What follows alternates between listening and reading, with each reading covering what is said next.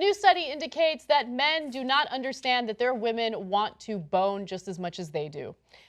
This is research that was done by 2 different Canadian universities, and I think it's really interesting because it talks about the stereotypes that women have to deal with when it comes to their own sexuality and how those stereotypes impact their own relationships and how often they have sex with their partners.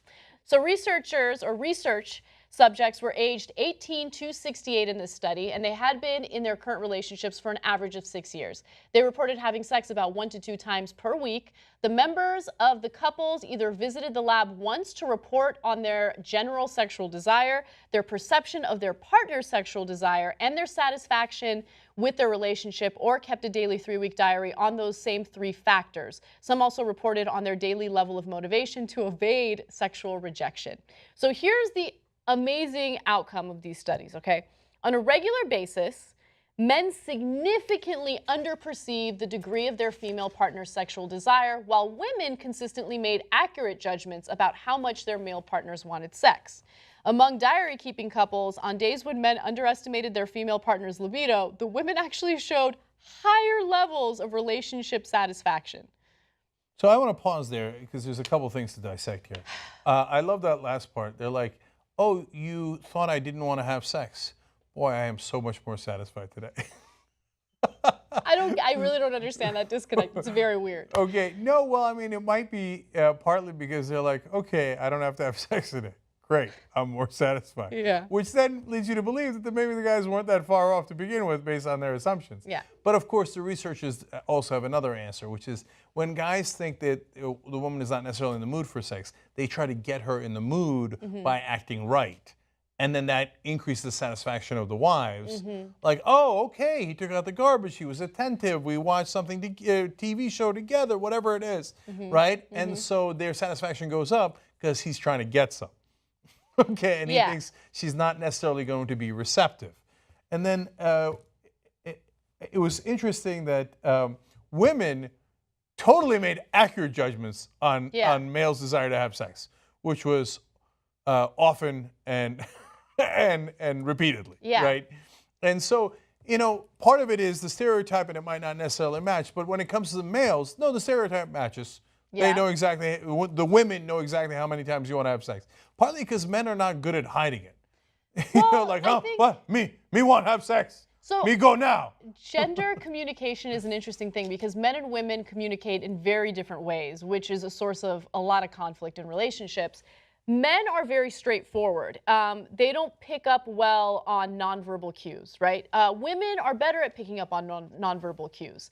I remember learning about this in a gender communications class, and I thought it was fascinating, and it made a lot of sense. Another big difference between men and women is, you know, women sometimes talk about their problems just because they want to talk about their problems and vent. Men want to find solutions. So when you're a woman just trying to vent and a guy's throwing solutions your way that you don't necessarily want, it becomes frustrating, and that's another source of conflict.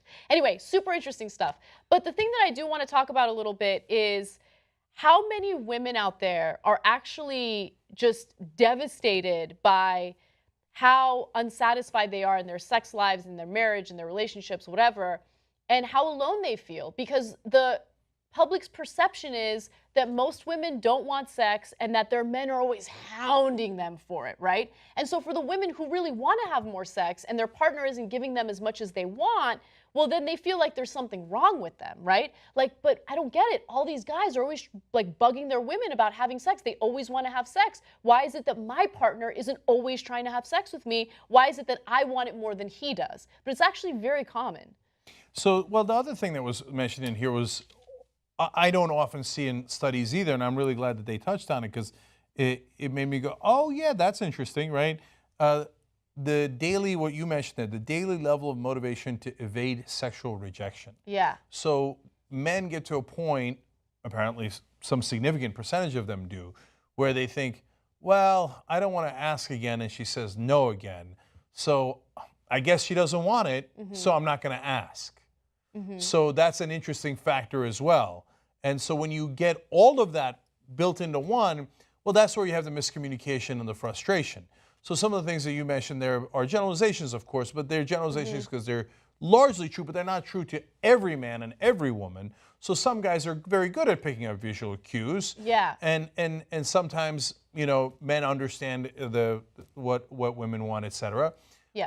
But sometimes women don't understand, hey, if I reject the guy over and over again, and then he's going to ask me less, right? Yeah, they don't see absolutely. it from each other's perspectives. By the way, I think that goes both ways. I think that there are cases where a woman might feel rejected and then she's afraid to go for it again, and that could be, look, the best thing that you can do is have open and clear conversations with your partner about what you want, what you think is lacking. That's the only way to improve it. If you're playing guessing games or you're afraid of, rejection, so you're evading it, it's going to lead to more problems, right?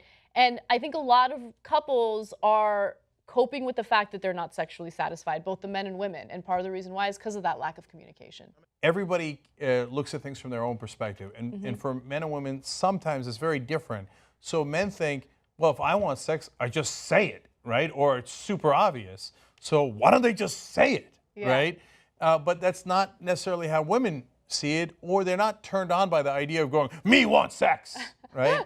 And that's not necessarily how they're going to react. So just step into each other's shoes for a second, and it'll improve things tremendously. And the final note's a funny one.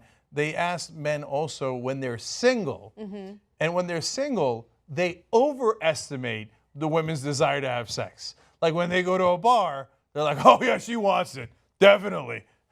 It turns out, no, not exactly. So we need to learn how to calibrate a little bit better. Agreed.